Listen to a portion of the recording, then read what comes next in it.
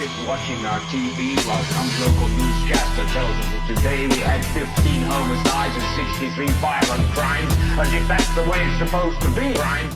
Right now on Justice. This is the biggest load of bull I ever heard. The Cavalier Clintons are at it again. In tonight's opening statement, I'll tell you why, what we now know about the Clinton Foundation and its pay-to-play politics are enough to disqualify Hillary Clinton from a move into the White House.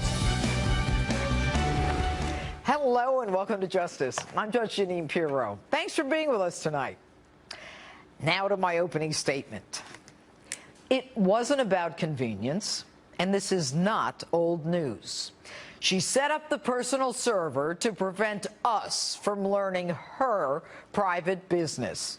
And it is only because of a government watchdog group and an ethical federal judge that we found out why this week. Why? Because Bill and Hillary Clinton are the Bonnie and Clyde of American politics. Now follow me on this one.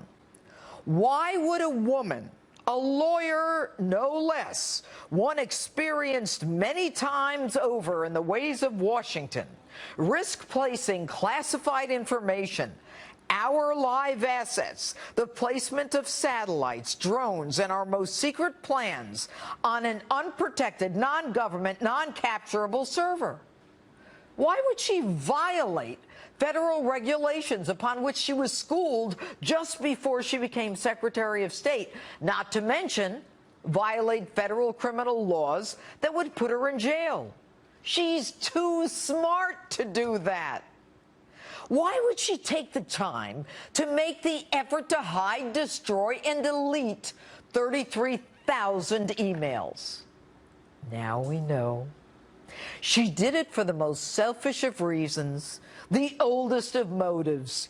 She did it for greed and for power and for the almighty dollar. She did it to hide her shady Clinton Foundation dealings. She did it in order to do favors for Clinton donors and to put a price tag on our State Department. The same duo who came up with a scheme to rent out the Lincoln bedroom is back in business with a new and bigger scheme, one that is more far-reaching and worldwide, one that violates not only the law, but all codes of moral and ethical conduct in government. A couple willing to sell anything to the highest bidder for money and power. This is why the emails were hidden from the beginning, and this is why they were ultimately destroyed and deleted. This week, we find out top State Department aide Cheryl Mills, formerly of the President Bill Clinton impeachment team, aligned with Hillary ever since, and also on that private server, was advised in 2012 that a Freedom of Information request was made for the number of email accounts used by Hillary Clinton.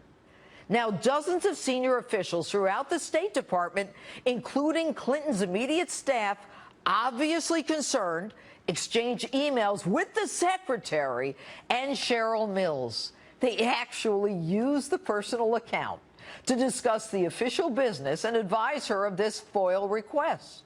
Their response to the request? There were no records.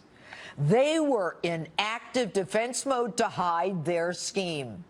And when truth is put to the lie, that in fact there was an email account, they say they made a mistake. Had they been honest, that personal server would have been exposed years earlier.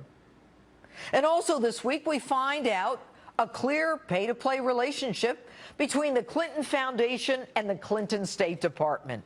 An urgent email from Doug Band, formerly assistant to President Bill Clinton, now overseeing the Clinton Foundation, to Cheryl Mills and Uma Abedin, those two jewels on that private server, request that a huge Clinton Foundation donor meet a high State Department contact in Lebanon.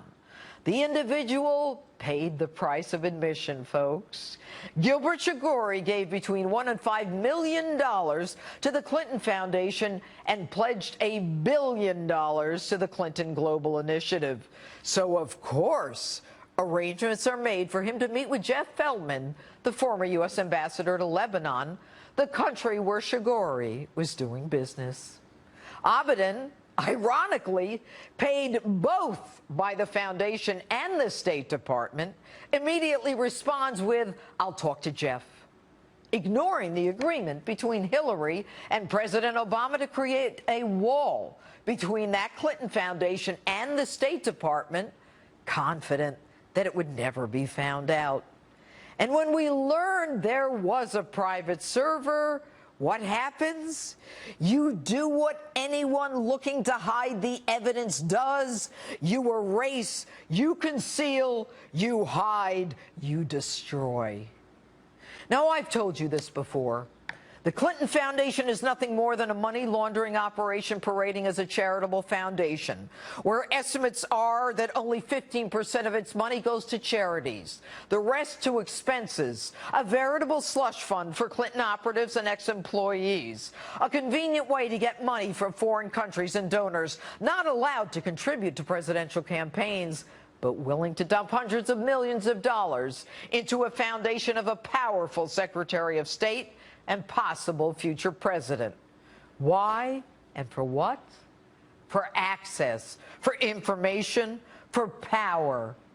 Folks, politicians on a much lower level, of course, have gone to jail for much less.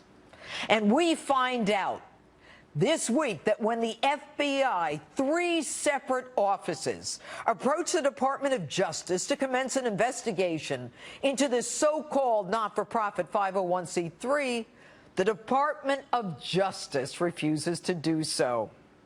You know, and Fifth Amendment pleading Lois Lerner, when she opens files on small conservative organizations, she gets away with it too. A few years vacations, a bonus, and a pension.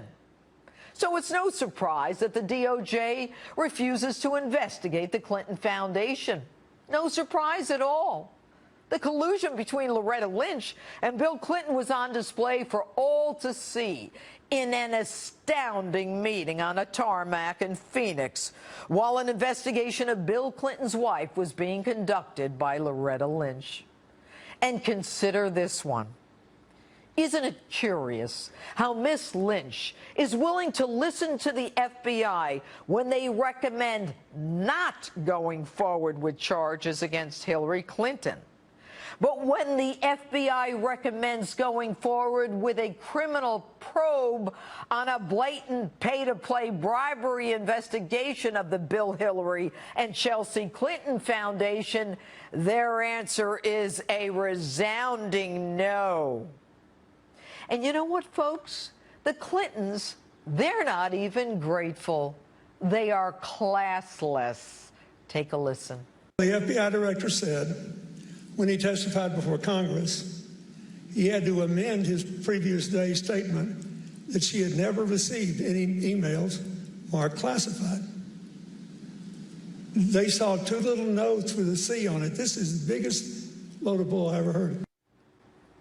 You know, the FBI's ability to lose decades of hard-earned and well-respected credibility is now on display for the country to see. You know, Jim Comey's the FBI director, and I told you, Jim, last week what happens when you run with these kinds of people.